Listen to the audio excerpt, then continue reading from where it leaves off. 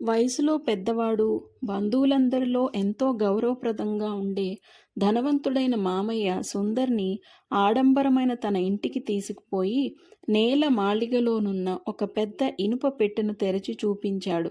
సుందర్ ఇంతకు మునుపెన్నడూ చూడనంత డబ్బు, విలువైన నగలు దాని నిండా ఉన్నాయి. నీవు సిక్కుగానే ఉంటే ఈ ఐశ్వర్యమంతా నీదేనని చెప్పేసరికి సుందర్ ఎంతో కలవరం చెందాడు. అంతేకాకుండా తన తలపాగాను తీసి సుందర్ పాదాల దగ్గర పెట్టి దీనాతి దీనంగా బ్రతిమలాడాడు. మామయ్య చేసిన ఈ పని సుందర్‌నెంతో కలవరపరిచింది.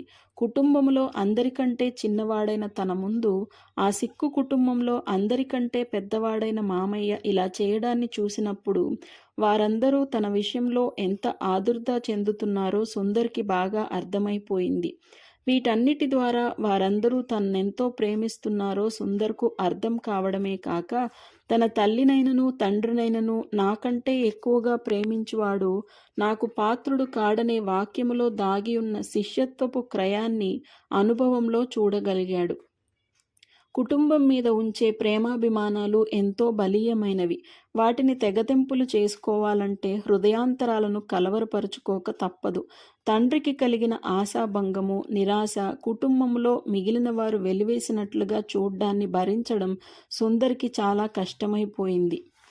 తల్లిదండ్రుల మతాన్ని విడిచిపెట్టి క్రైస్తవ మతాన్ని స్వీకరించమని తన కుమారుణ్ణి బలవంతం చేస్తున్నారన్న అభియోగంతో ప్రెస్బిటేరియన్ మిషన్ స్కూల్ అధికారులపై దావా వేయాలని సుందర్ స్నేహితుడైన సర్దార్ తండ్రి నిర్ణయించుకున్నాడు.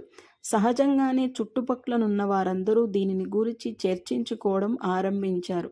హెడ్ మాస్టర్ ఇంకా మిగిలిన వారితో కలిసి కోర్టుకు రమ్మని దూరంలో మరొక ప్రాంతంలోనున్న మిషన్ అధికారికి తాకీదు పంపించారు. అయితే యేసుక్రీస్తునందు విశ్వాసం ఉంచమని తననెవ్వరూ బలవంతం చేయలేదని చెబుతూ తన చేతిలోని బైబిల్‌ని పైకెత్తి చూపిస్తూ, పాస్టర్ గారి మాటల వలన కాదు గాని, ఇదిగో ఈ బైబిల్‌ని చదివి నేను క్రీస్తును నమ్మాను కాబట్టి పాస్టర్ గారిని వదిలిపెట్టండి అని సర్దార్ సాక్ష్యం చెప్పడంతో ఆ కేసు కొట్టివేశారు. సుందర్ కూడా అలాంటి సాక్ష్యమే చెప్పాడు కానీ, ఈ సంఘటనతో స్థానికులైన క్రైస్తవులకు గడ్డుకాలం వచ్చింది. చాలామంది ఊరు విడిచి వెళ్ళిపోయారు. స్థానిక హిందువులు, సిక్కుల్లో చాలామంది తమ పిల్లలను స్కూలు మాన్పించడంతోనే కొద్ది వారాల్లో స్కూల్‌ని మూసివేయాల్సి వచ్చింది. సుందర్ విద్యాభ్యాసానికి ఎలాంటి ఆటంకం వస్తుందోనని భయపడిన షేర్ సింగ్ లూథియానాలో ఉన్న ప్రెస్బిటేరియన్ హై స్కూల్‌కు సుందర్‌ని పంపించే అవకాశం వచ్చేసరికి ఎంతో సంతోషించాడు.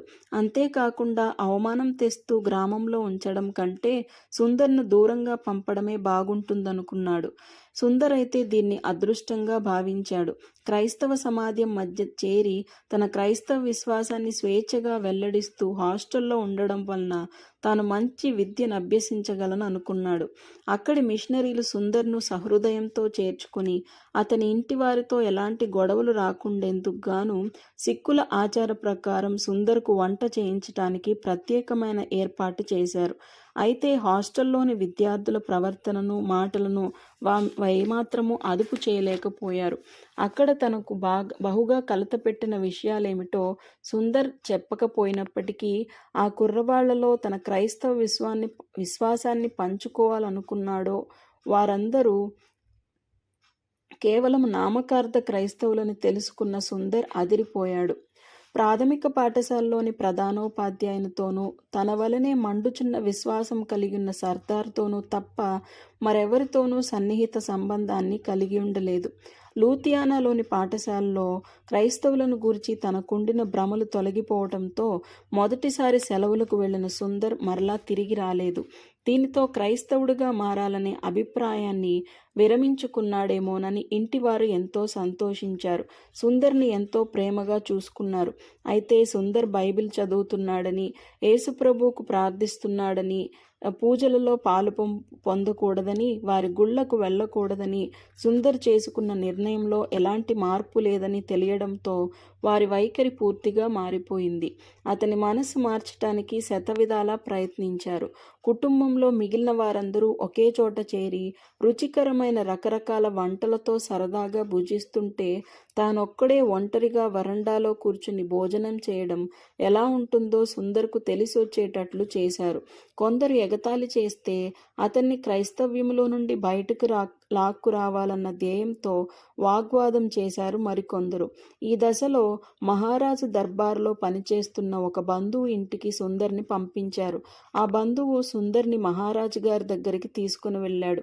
మహారాజు గారు నచ్చచెప్పే విధంగా సుందర్తో మాట్లాడుతూ సిక్కుగా ఉండడం అంటే ఎంత ఘనతో ఎంత గౌరవమో, అదీ కాక సిక్కులలో సింగ్ వంశంలో పుట్టడం ఎంత గౌరవ కారణమో చెబుతూ సిక్కుల 5 చిహ్నాలైన కృసాణము, చేతి కడియము, పెద్ద లాగుల, తలలో పెట్టుకునే చిన్న దువ్వెన, వీటన్నిటికీ మించి పుట్టినది మొదలుకొని కత్తిరించకుండా పొడవుగా ఉండే తల వెంట్రుకలు, ఇవన్నీ మనకంటే గర్వకారణమైనవని చెప్పాడు.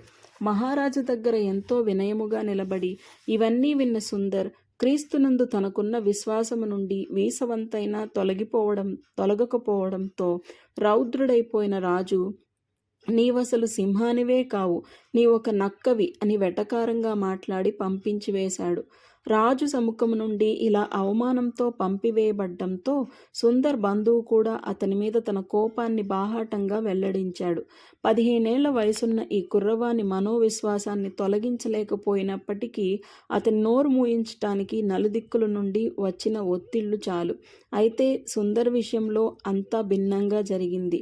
సువార్తలను, అపోస్తుల కార్యములను చదువుతున్నప్పుడు తన కళ్ల ముందు సాక్షాత్కరించిన అద్భుతమైన క్రీస్తు అవమానమును, శ్రమలను ఎలా సహించింది, యేసు నామము నిమిత్తం శ్రమలను అనుభవించుటకు యోగ్యులుగా ఎంచబడినందుకు శిష్యులు ఎంతగా సంతోషించారో చదివిన సుందర్లో క్రీస్తు కొరకు శ్రమపడాలనే కోరిక బలపడింది.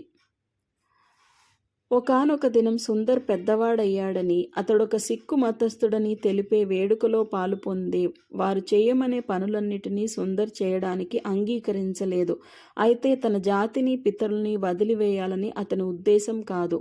సిక్కు మతాన్ని మాత్రమే అతడు త్యజించాడు. లూథియానాలోని స్కూల్లో తమ భ్రమలను తొలగజేసిన సంఘటనలు, బెదిరింపులు, తాను పొందిన నిరాదరణ, తండ్రి ఇంకా ఇంటిలో మిగిలిన పెద్దలు తను బ్రతిమలాడ్డం, ఇవన్నీ తనకు ప్రత్యక్షమైన సజీవుడైన క్రీస్తును మరచిపోలేలా చేయలేవని సుందర్కి తెలుసు. తాను సిక్కు మతాన్ని శాశ్వతంగా విసర్జించానని, క్రీస్తును చూశానని, ఆయన్నే వెంబడించటానికి తాను నిర్ణయించుకున్నానని కుటుంబంలోని వారందరూ ఖచ్చితంగా తెలుసుకునేటట్లుగా ఏదో ఒకటి చేయాలనుకున్నాడు సుందర్. దీన్ని కార్యరూపంలోకి పెట్టడానికి అతనికి ఒక ఆలోచన తట్టింది. ఆ ఒక్క పని చేయడంతో సిక్కు మతం నుండి, సిక్కు జాతి కట్టుబాట్ల నుండి తన్ను తాను విముక్తినిగా చేసుకోవచ్చని తలంచాడు సుందర్. అదెంతో స్వల్ప కార్యమనైనను తిరుగులేనిది. ఈ పని చేయడం వలన తానింతవరకు ఎదుర్కొన్న కష్టాల కంటే మించిన కష్టాలను తాను ఎదుర్కోవాల్సి వస్తుందని గుర్తించాడు. అయినా సరే ఆ పని చేయడానికి తన మనసును దృఢపరుచుకున్నాడు. వెంటనే సుందర్ ఒక కత్తెర తీసుకుని పొడుగ్గానున్న తన తల వెంట్రుకలను కత్తిరించి వేశాడు.